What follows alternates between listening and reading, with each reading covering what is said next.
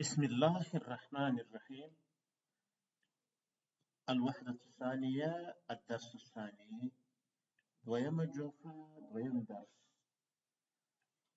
الاستعداد للرحلة سفرت چمتووالی. دلته اول خو د الکلمات الجديده دي چې د عربي لغت سره تړاو لري چې بنات لوڼي ثياب کالي قعده کښېنستي يقعد کښېني او دا بل المصطلحات الجديده نوي اصطلاحګانې چې د صرف سره تړاو لري نو الف المثنى د تثنیه الف لکه اوس خرجا دغه شیان دي. دا نو چې اوس دلته دا درس ووایو انشاءالله بیا دا شیان خپله هلته په ژمن کې زده کېږي.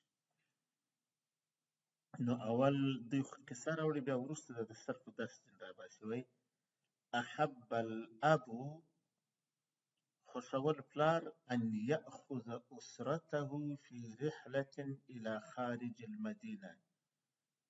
پلار دا خوښول چې واخلي اسرته خپله کورنۍ فی رحلة په یو سفر کې الى خارج المدینه و بهر ته د ښار. پلار دا خوښول چې خپله کورنۍ ښار ته بهر په یو سفر کې له ځان سره یوسي. استعد الجميع للسفر ټولو سفر ته چمتووالی ونیوئ. وقبل ان تسير السيارة بالأسرة مخکې تر دې چې روان شي موټر د دې کورنۍ سره یا موټر دا کورنۍ روانه کړي. قال الاب نو وویل پلار وی یا خالد اين وضعت الصابون صابون دې چیرې ایښی؟ نو خالد ورته وایي چې وضعت الصابون في هذا الصندوق صابون مې په دغه صندوق کې ایښی دی. الاب پلار بیا وایي چې وأين ذهب احمد وعبد الله ومحمد احمد عبدالله او محمد چیرې تللي؟ خالد ورته وایي ذهبوا الى السوق لشراء الخبز هغوی بازار ته تللي دپاره د رانیولو د ډوډۍ. ذهبوا الى السوق هغوی تللي بازار ته لشراء الخبز دپاره د رانیولو د ډوډۍ. پلار بیا د لور څه پوښتنه وکړه یا آمنتو ای آمنې هل اخذت ثيابا اخرى للبنات آیا نور کالي دې رااخیستي د نجونو لپاره د کوچنیانو نجونو لپاره سفر کې هغوی ته نور کالي هم پکار دي. دا دلته عکس هم دی. آمنه وایي چې نعم یا ابي هو پلاره. الاب اين وضعتن طعام الرحله چیرې مو د سفر خواړه مو چیرې ایښي دي؟ اين چیرې وضعتن ایښي تاسو طعام الرحله خواړه د سفر خواړه مو چیرې ایښي دي؟ الام مور وایي وضعنا الطعام في الصندوق خواړه خو په صندوق کې ایښي دي. ولكن اين بناتي الصغيرات لیکن زما کوچنۍ لوڼې چیرې دي؟ الاب قعدنا في السياره پلار وایي هغوی کښېنستې په موټر کې. الام والسعاد هل ركبت معهن مور وایي چې سعاد هم د هغوی سره سپره شوې ده. نو پلار بیا وایي چې سعاد و نائله خرجتا الان سعاد و نائله راووتلې اوس من بوابة المنزل نحو السياره له دروازې څخه د کور طرف ته د موټر. سعاد و نائله دا اوس د کور له ور څخه راووتلې د موټر خواته. الام الحمد لله احمد وعبد الله وصلا احمد و عبدالله دواړه راورسېدل. وخلفهما محمد په داسې حال کې چې محمد هم وروسته ورپسې دی. الاب وصلتما في الوقت المناسب تاسو دواړه په مناسب وخت کې راورسېداست. وبعد أن ركب الجميع في السيارة، وروسته تر دې چې ټول په موټر کې سپاره شوه، خالد نو خالد وویل هل ترکتم شیئا فی المنزل، آیا په کور کې کوم شی پرېښی دی؟ شی خو به نه وي پاتې شوی. الأم لا ما ترکنا شیئا، مور وایي نه هېڅ شی مو نه دی پرېښی. امینه وایي چې ترکنا شیئا واحدا، و یو شی مو پرېښی دی. الأم وما هو، هغه څه شی دی؟ هغه یو شی چې پاتې شوی دی. امینه وایي صندوق الطعام یا امي، هغه د خوړو صندوق مو پرېښی دی مورې. نو وایي یضحکون جمیعا، نو ټول خاندي چې دا مهم شی پاتې شوی و. الاسئله، پوښتنې. أين ذهب أحمد وعبد الله؟ أحمد وعبد الله چیرې تللي وه؟ نو ذهبا إلى السوق لشراء الخبز. ماذا فعلت سعاد ونائلة؟ سعاد ونائلة څه وکړه؟ خرجتا من البوابة نحو السيارة، من بوابة المنزل نحو السيارة، دا کور له ور څخه راووتلې د موټر خواته. ماذا فعل الأولاد؟ اولادونو څه وکړه؟ نو په موټر کې کښېنستله. دا ښه. اوس هغه خبره خلاص. اوس راځو دې ته وایي الفعل الماضي مع ضمائر الفاعل، فعل ماضي د فاعل د ضمیرونو سره. د دغه ځای د ښه زده کړې لپاره هغه د صرف مقدماتي درس دویمه برخه چې هلته ما ثبت کړې ده، نو هغه چې وګورئ هغه د دې ځای په زده کړې کې ښه مرسته در سره کوي. خو دا ځای به خپله دلته زده کوو، لیکن هغه هم چې ورسره وګورئ هغه اصلا د دغه ځایو د زده کړې لپاره دي چې دا دویمه برخه چې هغه ضمیرونه هلته ورسره تشریح شوي دي. اوله برخه خو ساده تشریح شوې ده، دویمه برخه دغه ضمیرونه ورسره تشریح شوي دي چې په دې پوه شو چې دا کوم اوړون د فعل یا ګردان چې موږ کوو دا ټول فعل نه دی. لکه اوس مثلا خرجه، خرجا، خرجو، دا ټول فعل نه دی. پر جیم باندې فعل ختمیږي، دا نور شیان چې ورسره وصل دي، مثلا دا الف و دا واو، دا خرجته، دا تا، دا اصلا د فاعل ضمیرونه دي. نو دلته دغه شیان راته ښیي. نو په دې خونه کې وایي اقسام ضمیر، دلته د ضمیر قسمونه ایښي. دلته د ضمیر اقسام د مرجع په لحاظ چې د ضمیر مرجع یا خپل متکلم یا مخاطب یا غایب. دا هر ضمیر په هر ژبه کې د مرجع په لحاظ دا درې برخې لري چې په انګلیسي کې اول شخص، دویم شخص، دریم شخص ورته وایي، یعنی متکلم و مخاطب و غایب. د ضمیر اقسام یې په دغه لحاظ ویشلي دي. متکلم د ګوره اوله خونه متکلم دی، بیا د دې ځای څخه مخاطب شروع شوی دی او ورپسې بیا مخاطب چې خلاص شوی دی بیا غایب د دې ځای شروع شوی دی.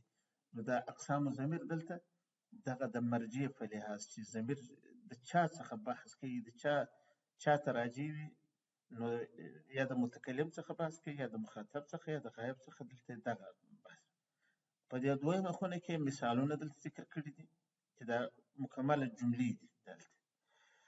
او دلته دریمه خونه کې نوع ضمیر، د ضمیر نوع، یعنی دا که متکلم دی که مخاطب دی که غایب دی، دا د چا لپاره کار شوی؟ د یوه دپاره، د ډېرو دپاره، د مذکر دپاره، د مؤنث دپاره.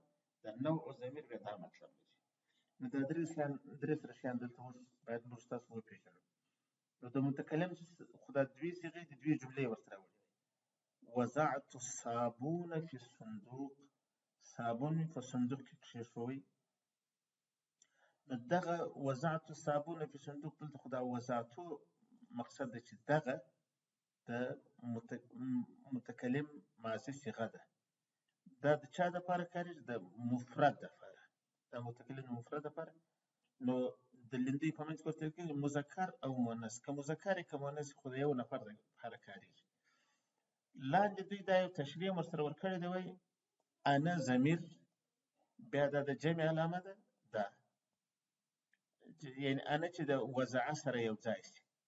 که ته غواړې چې د انا او د وضعه تعبیر وکړې وضعه ماضي د انا سره یو ځای کړي چې ځان ته نسبت وکړي نو انا وضعه نه ویل کېږي دا د مساوي علامه چې ورکړې یعنې وضعتو ویل کېږي که غواړې چې د وضعه فعل د ځان سره تعبیر وکړي ځان ته نسبت وکړي نو انا وضعه نه ویل کېږي انا چې د وضعه سره یو ځای کړي تعبیر و تلفظ یې وضعتو کېږي دا رقم وضعتو ای نو هلته موږ خرجتو مثال راوړو دویم جمله چې ده وضعنا الطعام في الصندوق خواړه مو په صندوق کې کښېښول اصل د استعمال طریقه خو همدغه ده دا نحنو بیا جمع و وضعه دا خو یعنې په استعمال کې نحنو وضعه نه ویل کېږي دا خو دوی داسې فرضي راوړي دي وضعنا الطعام في دا وضعنا ویل کېږي وضعنا الطعام في الصندوق خواړه مو په صندوق کې کښېښول دا وایي دلته چې فعل راغلی د متکلم ضمیر چې نحنو بیا جمع د وضعه دا د جمع علامه ده د وضعه سره یو ځای شي نو نحنو وضعه په استعمال کې نه کارېږي هغه دغه د مساوي علامه چې ورته ورکړې ده د دې وروسته وضعنا اصل که غواړې چې وضعه د نحنو سره استعمال کړي نحنو معنا موږ که دغه یو فعل متکلم تسنیه یا جمع ته نسبت وکړي نو وضعنا ویل کېږي نحنو وضعنا ویل کېږي نو دا د چا لپاره کارېږي وایي د تسنیې لپاره هم کارېږي که مذکر که مؤنث او د جمع لپاره هم کارېږي که مذکر که مؤنث متکلم خلاص اوس نو راځو مخاطب دلته خو د مخاطب ضمیرونه دلته نو بیا دا مثالونه دي اين وضعت الصابون چیرې دې کښېښوی صابون نو دا د چا دپاره مفرد مذکر دپاره وضعت د مفرد مذکر دپاره کارېږي موږ هلته په هغه جدول کې خرجته ورته مثال راوړو دوی دا تشریح وکړه چې انته چې جمع ده وضعه سي یعنې که غواړې چې د مخاطب څخه تعبیر وکړه د وضعه سره چې د وضعه فعل نسبت ورته وکړي نو انته وضعه نه ویل کېږي وضعته ویل کېږي بل مثال هل اخذت ثيابا اخرى آیا اخیستې دي نور کالي نو دلته دا وایي د چا لپاره کوي هل اخذتي مثلا وایي مفرده مؤنثه د مفرد مؤنث لپاره کارېږي دا تشریح هم دا ورکوي چې وایي اخذتي انتي ضمیر چې یو ځای کې ده اخذه سره نو په تعبیر کې اصل تعبیر یې اخذتي کېږي انتي اخذه نه ویل کېږي دا خو دوی هغه فرضي صورت یو ځای کړی چې که غواړې واحد مؤنث مخاطب ته د اخذه فعل نسبت وکړي نو څنګه به تعبیر کېږي اخذتي یعنې د استعمال طریقه یې د اخذتي دی انتي اخذه نه دی بل مثال دلته وصلتما فی الوقت المناسب تاسو په مناسب وخت کې راورسېدل دلته خو دا دغه تشریح دلته لاندې ورکړې او هغه محل د استعمال یې نوع ضمیر وایي انتما دا چې جمع سي ده وصله سره نو تعبیر یې څنګه کېږي چې د دوی د مساوي علامه وصلتما اصل د استعمال ټیپ کې دا وصلتما دی دا وصلتما هلته موږ خرجتما ویلي دا د چا لپاره کارېږي مثنا تثنیه دوه نفره د دوو مخاطبین لپاره کارېږي که مذکر وي که مؤنث دا فرق نه کوي دا بله جمله هل ترکتم شیئا فی المنزل آیا کوم شی مو په کور کې پرېښی دی نو دا تشریح خو دوی داسې کوي چې انتم بیا جمع د ترکه یعنې انتم چې د ترکه سره یو ځای شي که غواړې چې مخاطب جمع مذکر ته د ترکه فعل نسبت وکړي نو تعبیر به څنګه کوي ترکتم کېږي دا د چا لپاره کارېږي جمع مذکر د جمع لپاره کارېږي هغه جمع چې د مذکر لپاره د مذکر جمع لپاره خطاب کې کارېږي خطاب خو دلته ټول ضمیرونه دلته په دې خونه کې د مخاطب خونه لیکلې ده یعنې دا خو د مخاطب لپاره اين وضعتن طعام الرحله چیرې مو ایښی دی چیرې مو ایښی دی خواړه د سفر استعمال یې همدغه وضعتن دی او دوی وایي چې اصل کې خو نو دا انتن چې یو ځای شي ده وضعه سره، نو تعبیر یې وضعتن کېږي، یعنې د استعمال طریقه یې وضعتن ده. انتن وضعه خو دغسې فرضي دی راوړی. دا د چا لپاره کارېږي؟ د جمع مؤنث لپاره کارېږي. مثلا خرجتن، جلستن، کتبتن، دغسې ټول چې دغسې کارېږي، مخاطب جمع مؤنث. دا بل احمد وصل الى البيت، احمد ورسېدی کور ته. ښه وایي هو چې یو ځای شي د وصله سره، نو په فعل کې هم تغیر نه، فعل یې دغسې وصله ویل کېږي، دې ته مستتر ضمیر وایي. هلته که ستاسو په یاد وي موږ داسې په ژړ رنګ ضمیر ورسره لیکلی دی. دلته چې ضمیر ورسره یو ځای سره په فعل کې تغیر نه لري، دغسې وصله ویل کېږي. دا د مفرد مذکر دپاره کارېږي. وصله، خرجه، کتبه، جلسه. مفرد مذکر غایب. دلته خو بحث ټول د دغه کرښې لاندې غایب شروع شوی دی دې ځای څخه.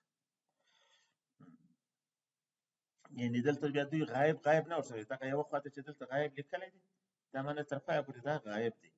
دلته چې مخاطب لیکلی و نو دا خونه بیا تر پایه پورې مخاطب دی. دغه ځای څخه چې مخاطب شروع شوی دی. هغه زموږ په کتابونو کې خو د هر یو سره مخاطب غایب وایي. دلته په یوې خوا کې ورته ولیکل چې د دغه ځای څخه غایب شروع کېږي، نو تر پایه پورې بیا دغه خونه د غایب ده. ښه وسعاد هل رکبت معهن، نو رکبت وایي دا د چا دپاره کارېږي؟ مفرده مؤنثه، د مفرد مؤنث دپاره کارېږي. ښه وایي هیه چې یو ځای شي د رکبه سره، یعنې که غواړې چې مؤنث غایب ته د رکبه فعل نسبت وکړي نو رکبت ویل کېږي.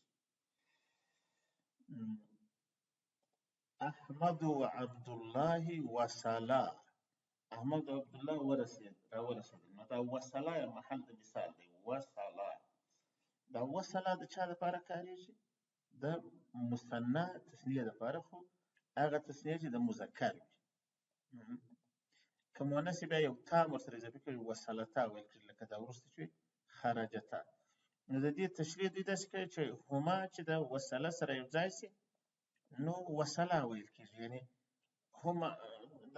هما وصله نه ویل کېږي، وصله ویل کېږي. او دا بل ځای سعاد و نائلة خرجتا، دا هما د مؤنث دپاره هم کارېږي، د مذکر هما چې د مؤنث دپاره چې د خرجه سره یو ځای شي، نو د استعمال تعبیر یې څه دی؟ خرجتا دی. دا د چا دپاره کارېږي؟ د مثنی مؤنث، د تثنیې مؤنث دپاره کارېږي. ښه ذهبوا الى السوق، ولاړه دوی بازار ته. دلته وایي که جمع مذکر غایب ته غواړي تعبیر کړي، مثلا هم یو ځای کې د ذهبه سره، نو د استعمال طریقه، د استعمال الفاظ دغه ذهبو دي. ذهبو دا د چا دپاره کارېږي؟ د جمع دپاره، خو کومه جمع؟ مذکر.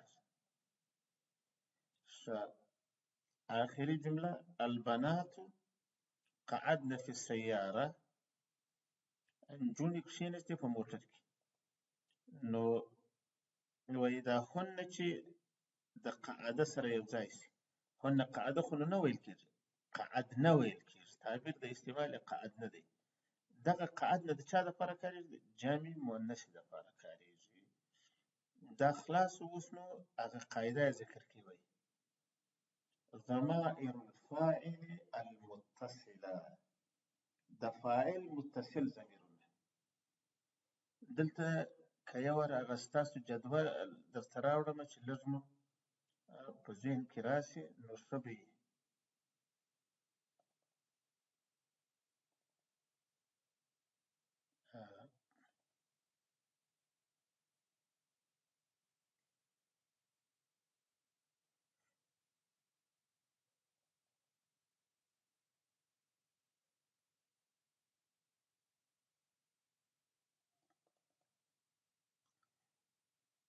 دلته ګوره په دې سره رنګ چې کوم ضمیرونه لیکلي دي، دا په سره رنګ چې لیکلي دا ټول هغه ضمایر د فاعل چې متصل ضمیرونه دي. دا دوی چې وایي ضمائر الفاعل المتصله، نو دغه چې دلته په سره رنګ لیکلي دي دغه ضمیرونه دي، د ماضي سره چې کوم ضمیرونه راغلي دا په سره رنګ چې لیکلي دا د فاعل متصل ضمیرونه دي او دا دوه ځایه چې په ژړ رنګ د لیندیو منځ کې ورسره لیکلي دي دا نو هغه دي چې دوی مستتر ضمیرونه ورته وایي. نو وایي للمتکلم تو، د متکلم لپاره یو تو کارېږي خو دا تو تنها دې نه کارېږي. لکه هلته ګوره هلته خرجتو دی، دلته کتبتو دی، پر با باندې فعل ختمیږي نو تو د متکلم ضمیر دی، بل نه دی لکه کتبنا. دا خو ګوره متصل ضمیرونه دي یعنې تنها دې هېڅ نشي کارېدلی. لکه په پښتو کې چې ولاړم دا میم د متکلم معنا ورکوي خو تنها دې نه کارېږي. یا ولاړو دا واو د جمع متکلم معنا ورکوي خو تنها دې نشي کارېدلی. په عربي کې عین شی دی. د مخاطب لپاره څه شي کارېږي؟ یو دا د ته لفظ کارېږي خو یوازې دا نشي کارېدلی، دا به د فعل سره داسې یو ځای لکه دلته کتبته. بل د تی لفظ کارېږي خو دا هم یوازې نشي کارېدلی لکه کتبتي یو مؤنث مخاطب ته چې وایي نو کتبتي ورته وایي. بل د توما لفظ دی دا هم تنها نه کارېږي نو کتبتما دلته ګوره داسې کارېږي. بل د تم لفظ دی لکه کتبتن تاسې جمع خلکو لیکل کړي. بل د تن لفظ دی د جمع مؤنث لپاره دی. کتبتن تاسو جمع ښځو لیکل کړي دي. کتبتن. د غایب لپاره بیا کوم ضمیرونه دي وایي ضمیر الغائب، ضمیر المفرد المذکر الغائب مستتر. د مفرد مذکر غایب ضمیر مستتر وي یعنې په لفظ کې څه شی نه لري ښکاره. تقدیره هو، هغه تخمین یې هو دی. مستتر دا معنی چې د متکلم په ذهن کې په الفاظو کې نه وي. وهو فاعل الفعل او هغه فاعل د دې فعل په دې مثال کې د کتبه فاعل دی. دلته که ستاسې په یاد وي چې دلته وګورئ موږ هغه دوه ځایه دا د خرجه سره مهوه د لیندوی په منځ کې لیکلی او د خرجه سره مهیه د لیندوی په منځ کې، یعنې دا دوه ځایه ضمیر په ماضي کې مستتر وي، پټ وي. دوی هم دغه ځایونه یاد کړي وایي ضمیر د مفرد مذکر غایب دی او ضمیر المفردة المؤنثة الغائبه مستتر او ضمیر د مفرد مؤنث غایب هم مستتر دی. دلته هم موږ دغسې هغه دلته خرجت سره مهیه لیندوی په منځ کې ورسره لیکلي او دا بل په شنه رنګ کې لیکلي دا لاینونه د منفصل ضمیرونه دي. منفصل هغه ضمیرونه چې بیل کارېدای شي چې اوس موږ په دې درس کې د هغه څخه بحث نه دی شوی. ښه وایي تقدیره هي، د دې تخمین هم هي دی یعنې د متکلم په ذهن کې هي ورسره وي. وهو فاعل الفعل كتبت او دا دغه کتبت د فعل فاعل دی په دې مثال کې. وایي دغه تا خو هم دلته اضافي شی راغلی دا ولې فاعل نه بولي. وایي والتاء الساکنة علامة التانیث، دغه ساکنه تا د کتبت په اخره کې چې ده دا د تانیث علامه ده یعنې دا که فاعل ذکر هم شي دا ورسره ذکر کېږي. دا ضمیر نه ده بلکې دا د دې علامه ده چې د دې فعل فاعل مؤنث دی. دریم شی الف المثنى د تثنیې الف مثل کتبا. کتبا دغه الف دا د دوه نفرو معنا دغه ورکوي فی المذکر. که ستا فعل مثلا در سرروایت موجود ضربا زدن آن دو مردان در زمان گذشته، یعنې دغه د دوه نفرو معنا چې ورکوي دغه یو الف د دې دوه نفرو معنا ورکوي. لوسه کتبا دوه نفرو لیکل وکړه، دا لیکل خو د کتبه معنا ده، دا دوه نفره د کوم ټولې معنا ده دا د دغه الف معنا ده. دا الف ضمیر په دوو مذکرو غایبو دلالت کوي. او دارنګه وکتبتا فی المؤنث الف د تثنیې بیا لکه کتبه په مذکر کې او کتبتا په مؤنث. دلته هم ضمیر دا الف دی یوازې او دغه تا چې د با او د الف په مابین کې لیکل شوی دا هغه د کتبت تا ده چې دلته د التقاء ساکنین په وجه فتحه پیدا کړې ده. کتبت کې خو تا هم ساکنه ده او الف هم ساکنه، دوه ساکنه خو په عربي کې یو ځای نشي تلفظ کېدی نو دا تا ته عارضي فتحه ورکول شوې. او بل شی چې دی دلته واو الجماعه د جمع مذکر واو لکه کتبو ده. پر با باندې فعل ختم شوی دی، وروسته واو جمع مذکر فاعل دی او د الف یې دغسې د رسم لپاره ورسره لیکل کېږي. دلته الف ضمیر نه دی. وهي للمذکر او دا واو بیا د واو الجماعه د مذکر دپاره، یعنې د مذکر جمع دپاره. نهم پنځمې نون النسوه، نون د جمع مؤنث لکه کتبنه، نو پر کتب فعل ختم شو او دا نه د جمع مؤنث معنا ورکوي. کتبنه لیکل وکړه هغه جمع شو، دا د جمع ښځې ترجمه د دې نون ده. وهي للمؤنث دا خلاص شو. اوس نو تمرینونو ته راځو.